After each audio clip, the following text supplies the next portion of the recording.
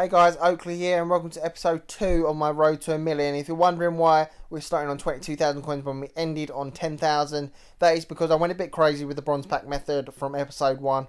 I bumped it up to 750 packs because there is a bronze inform out and I wanted that bronze inform rather optimistically, and I ended up making 12,000 from the bronze packs. So we started on 22,000 coins, and the method we're going to use is a method that I've used before. I've done a video on it, I think about 2 months ago.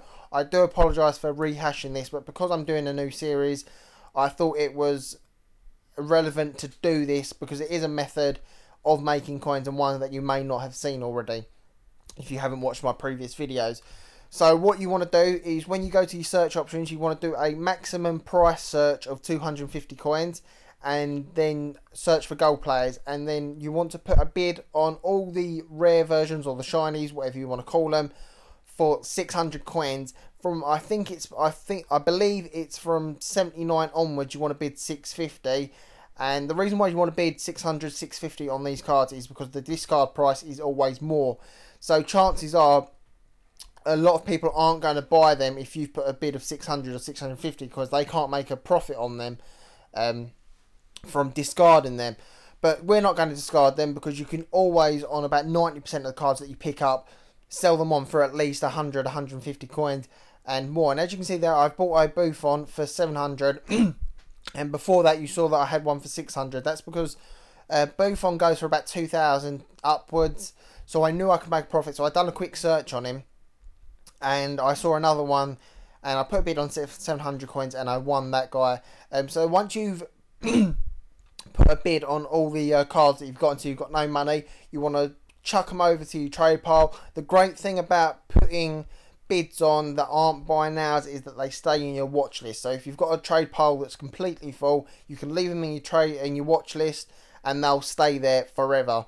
And I don't believe there is a maximum capacity for watch lists. I could be wrong, but you can just leave them in your watch list until you've got space and then just move them over as you free up space in your trade pile.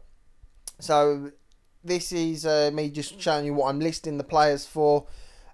More often than not, from a full trade pile of 30 cards, you should be selling between 10 and 15 each time.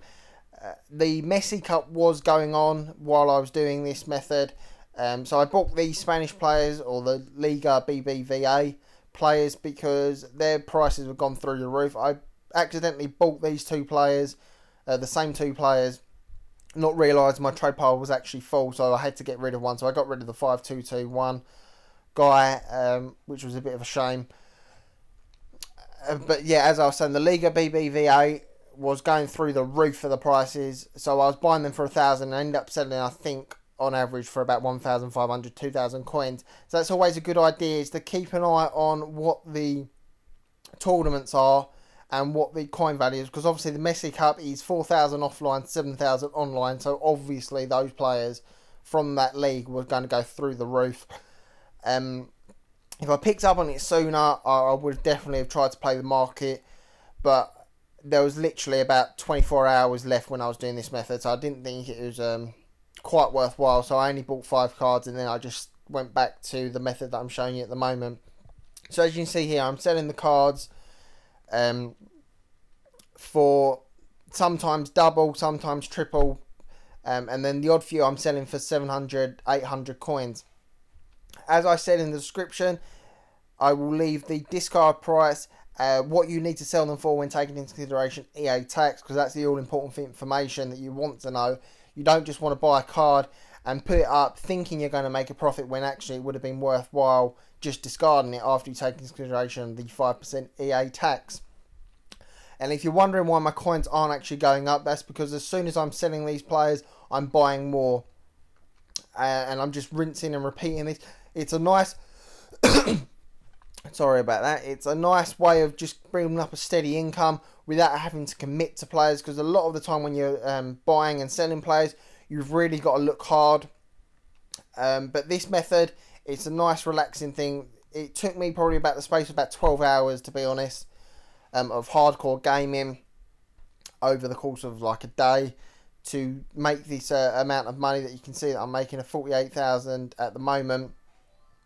That's the last players I sell. I end up discarding the rest of these. I hope you enjoyed this episode. If you did, give it a like because it helps me out. If you haven't already, hit that subscribe button. And one last thing I will say is, even though you won't get the big players, the 85s, 86 overalls, you will more often than not find those players within the search, as well as some informs, and you can just add them to your watch list. Keep an eye on them because sometimes they do go for a lot cheaper than what they're actually worth. You may end up having to pay like 3,000-4,000, but if you can end up selling it for 7,000, you've made yourself a tidy profit there. So I'll catch you all in my next video.